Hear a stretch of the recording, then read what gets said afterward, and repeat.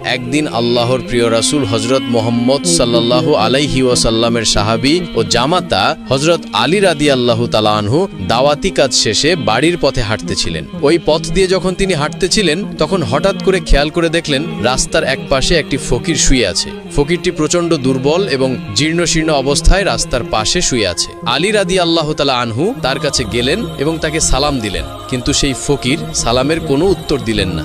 আলী রাদিয়াল্লাহু তাআলা আনহু অত্যন্ত অবাক হয়ে তাকে বললেন, আপনি কি জানেন না কেউ যদি সালাম প্রদান করে সেই সালামের জবাব দিতে হয়? হযরত আলীর এই কথা শোনার পর ফকির প্রচণ্ড রেগে গেলেন এবং রেগে গিয়ে হযরত আলীকে বললেন, কে আপনি? আমাকে সালাম দিয়ে কি হবে?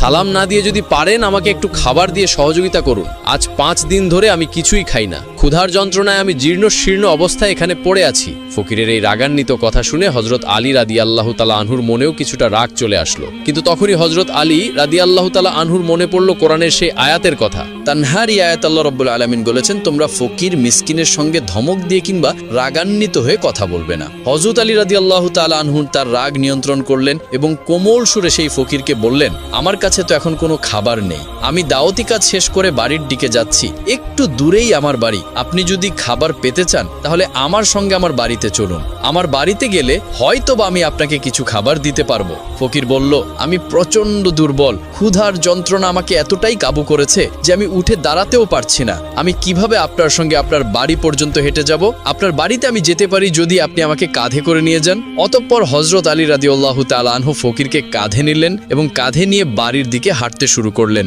কিছুক্ষণ পর হযরত আলী বাড়িতে পৌঁছালেন এবং বাড়ির উঠানে সেই ফকিরকে শুইয়ে রাখলেন। তারপর ঘরের দরজায় গিয়ে সালাম দিলেন, আসসালামু আলাইকুম ইয়া আহলাল বাইত। ঘরের ভেতরে হযরত ফাতেমা রাদিয়াল্লাহু তাআলা আনহা এবং হাসান ও হুসাইন রাদিয়াল্লাহু তাআলা আনহুমা অবস্থান করছিলেন। হযরত ফাতেমা রাদিয়াল্লাহু তাআলা আনহাও ক্ষুধার যন্ত্রণায় অনেক দুর্বল হয়ে গিয়েছিলেন, কেননা গত 3 দিন ধরে ফাতেমার চুলায়ও কোনো আগুন জ্বলে না। ফাতেমা যখনই তার স্বামীর কণ্ঠের আওয়াজ শুনলেন তিনি দুর্বল অবস্থায় ধীরে ধীরে উঠে এসে তার স্বামীর জন্য দরজা খুলে দিলেন। হযরত আলী রাদিয়াল্লাহু তাআলা আনহু ঘরের ভিতর প্রবেশ করে দেখলেন ফাতেমা অনেক দুর্বল। ফাতেমার চোখগুলো গর্তের ভিতরে সামান্য ঢুকে গিয়েছে। ফাতেমার চোখে মুখে বিরক্তি আর ক্ষুধার ছাপ। হযরত আলী রাদিয়াল্লাহু তাআলা আনহু জিজ্ঞেস করলেন, ফাতেমা কি হয়েছে? ফাতেমা রাদিয়াল্লাহু তাআলা আনহা বললেন, আজ কয়েকদিন আগেই আপনি দাওয়াতি কাজে চলে গিয়েছেন।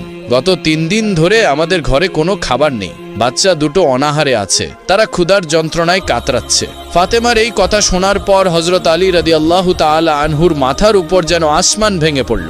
হযরত আলী রাদিয়াল্লাহু তাআলা আনহু বললেন, আমি রাস্তা থেকে একজন ক্ষুধার্ত ফকিরকে সঙ্গে করে নিয়ে এসেছি এবং তাকে এই আশ্বাস